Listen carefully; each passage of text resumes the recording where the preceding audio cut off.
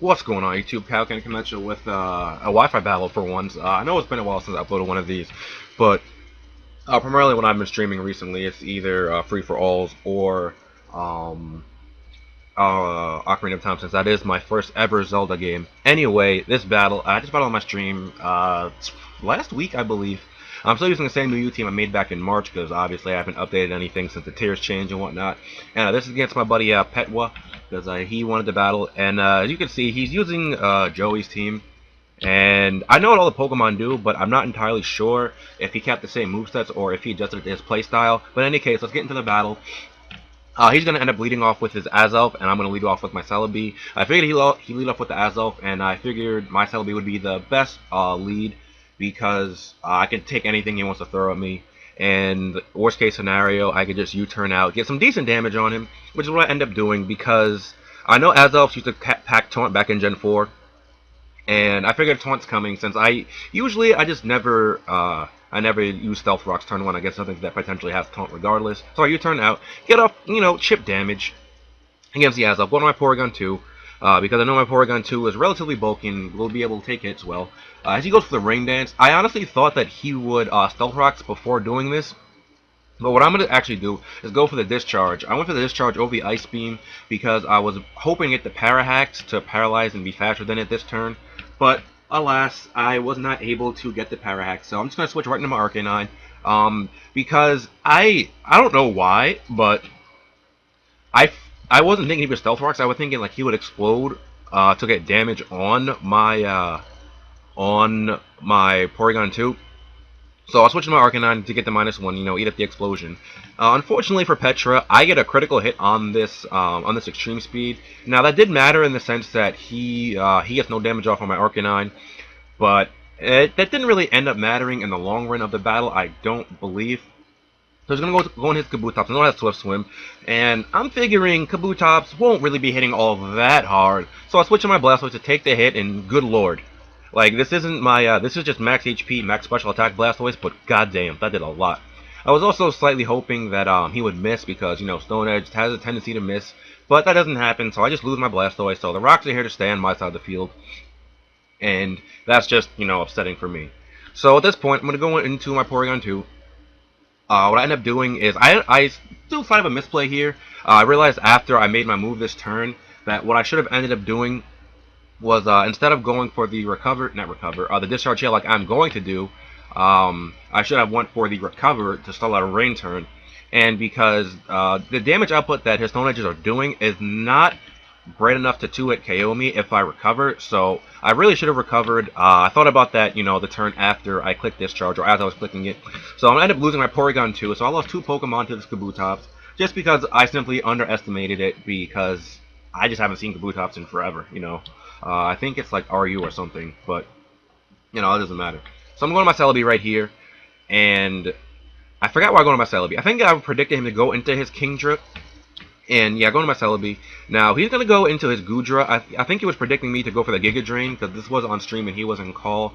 So yeah, he predicted my Giga Drain, because I remember him saying that, he's like, you're going to go for the Giga Drain.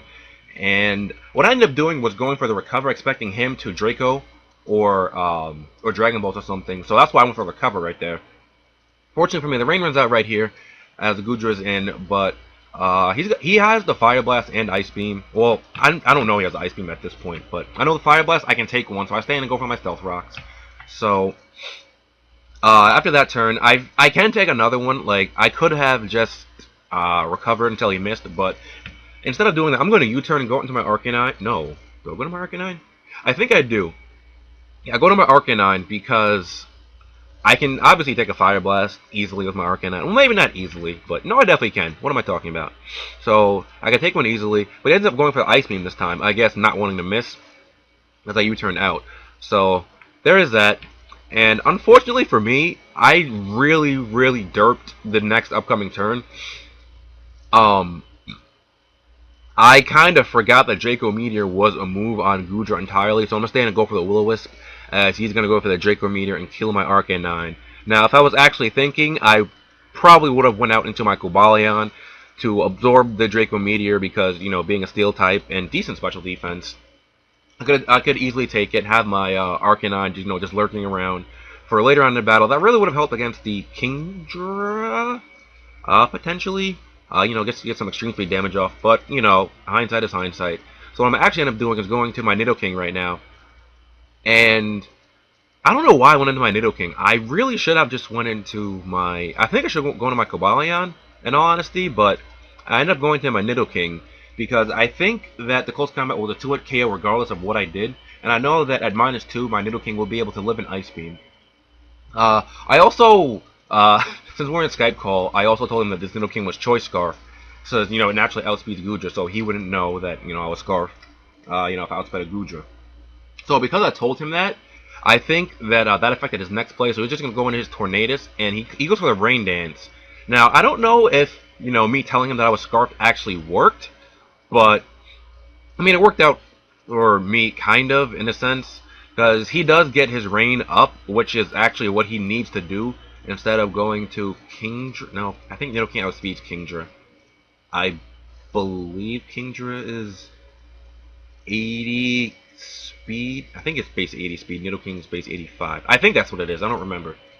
But at this point, I was just hoping that my Pokemon could just dodge Hydro Pumps, because that's literally what I need to do. Actually, no. I'm getting a little ahead of myself. At this point, I was thinking that he would go for the Scald. I know he expects, because this is Joey's team, but I wasn't expecting Hydro Pump. I was expecting Scald, and good lord, that did a lot of damage. Like, ugh.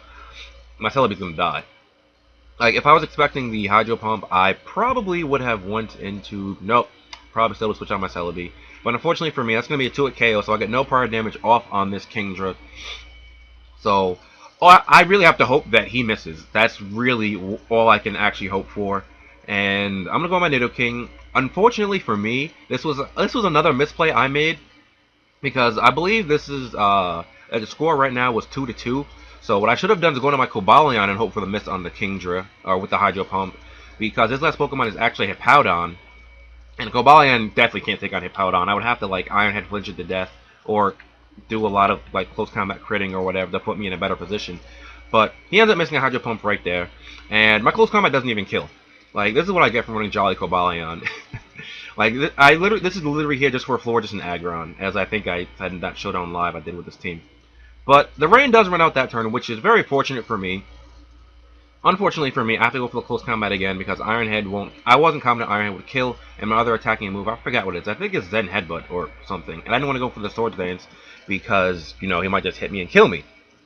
So, now Petra's going to go into his last Pokemon, being his Hippowdon, and his Hippowdon is going to easily be able to eat up a Iron Head or two.